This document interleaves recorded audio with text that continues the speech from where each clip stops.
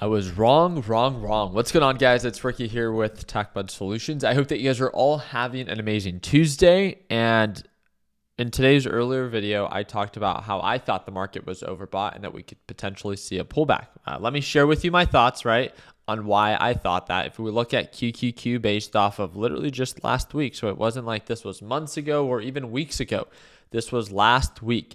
We had the very same resistance range, which is right around 375. Right now, we're testing 375 after market hours. And then we gapped up to this range, and then we aggressively sold off the day after. Now, of course, patterns tend to repeat themselves. They don't always have to. But when it comes down to what we're seeing as of right now, we're still testing that same general support range. So it'd be very interesting to see. I mean, today we didn't pull on back, but how we perform tomorrow, right? Tomorrow, when it comes down to economic reports, we have a handful of economic reports that are all going to be released before the market opens. We have the MBA Mortgage Application Index, ADP Employment Change, the most important one, right? 8:15 a.m., which is, 1 hour and 15 minutes before the market opens. Advanced International Trade in Goods, Advanced Retail Inventories, Advanced Wholesale Inventories, GDP second estimate, and GDP deflator second estimate. Those are all being reported before the market opens. So if you see that the market gaps up or gaps down, this is probably the data that is supporting that and creating that catalyst that either is driving demand or driving some selling pressure. Then 30 minutes after the market opens, we have pending home sales and then the EIA crude oil inventory report. The thing that I want to talk about is why. Why did the market run up so much today? It took me a while to look a little bit into it, as most of these different stocks didn't see such an aggressive run. I mean, we saw Apple move up 2.18%. We saw Amazon move up 1.33% and Meta, right, move up 2.6%. But then there's an outlier here, right? There's one like Tesla. Tesla gapped up 7.69%. But why? Why did we see such a solid run up for Tesla?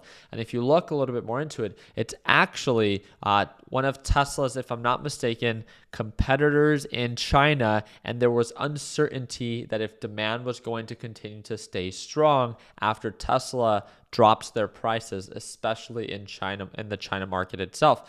But based off of what this company reported, it supported the case that yes, there is even higher demand than what was expected for these EV vehicles, which is a positive just reaction for Tesla. Because if there's demand for other vehicles, then there's most likely demand for Tesla, right? It's kind of like when NVIDIA reports something positive, but AMD also runs up based off of that news. It's just because they partake in that very similar market space, right?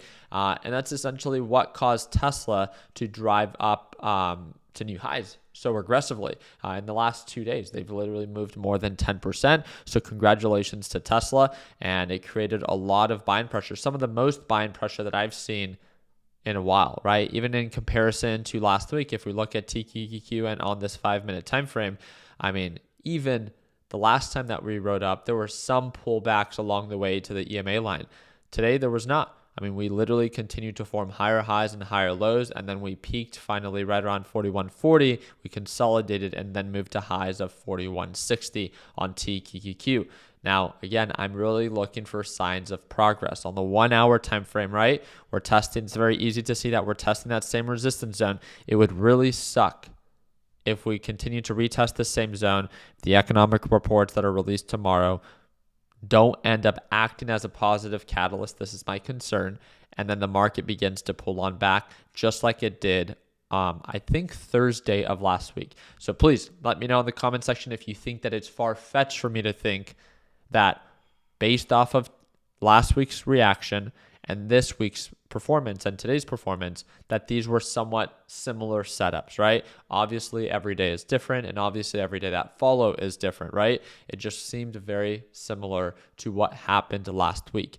And then when looking at this on even the larger time frame on the day chart, I mean, today was a huge day, right? Based off of us breaking above the EMA line and actually indicating signs of an uptrend. It was a very significant day for NASDAQ market, and maybe the first step in actually showing signs of higher highs and higher lows. So that's pretty much what I'm looking for tomorrow. Are we actually going to continue to show signs of growth? If so, I have to accept it and go with the bulls with TQQQ as that goes up when the NASDAQ market goes up. But if the market begins to sell back off tomorrow and then we begin to retrace ourselves back to that EMA line, I have to accept that and then understand that I can short the market and that we're still consolidating and that direction is still unclear. So again, very significant day for the bulls. Congratulations out there.